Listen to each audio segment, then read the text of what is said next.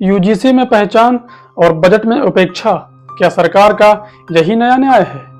सरकार कहती है सबका साथ सबका विकास, लेकिन 2026 की नीतियों को देखकर यह लगता है क्या सच में सबका विकास हो रहा है या सिर्फ कुछ ही वर्गों का?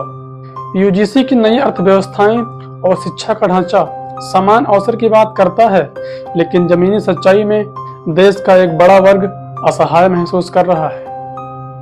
देश का एक बड़ा वर्ग महसूस कर रहा है कि शिक्षा में भी अब पहचान की राजनीति घुस चुकी है। क्या आज का छात्र अपनी मेहनत से नहीं अपनी जाति से आंका जाएगा? आज एक सवर्ण छात्र से कहा जाता है कि तुम पहले से ही आगे हो, लेकिन कोई ये नहीं पूछता क्या उसके घर में पैसे हैं, क्या उसके पास कोचिंग है, या फिर उसके पास पढ़ने लिखने के संसाधन हैं भी या नहीं। और जब 2026 का यूनियन बजट आता है तो सरकार हर वर्ग के लिए योजनाएं गिनाती है, लेकिन मध्यम वर्गीय लाखों सवर्ण युवाओं को अपने लिए कोई जगह नहीं दिखती है।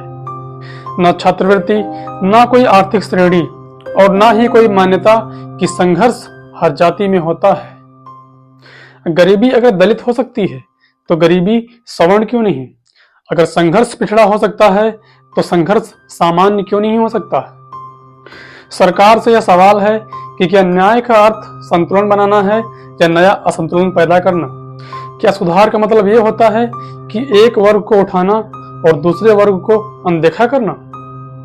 यूजीसी की नीतियां अगर एक युवा को यह महसूस कराएं कि वह जन्म से ही दोषी है तो यह शिक्षा नहीं बल्कि मानसिक भेदभाव है।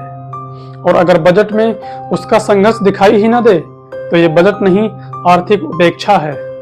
सवर्ण होना विशेषाधिकार नहीं है जब घर में संसाधन ही ना हो, और सवर्ण होना लाभ भी नहीं है जब अधिकार सीमित हो। लेकिन आज नीतियां और सरकार ये मानकर चल रही हैं कि जन्म ही स्थिति को तय करता है।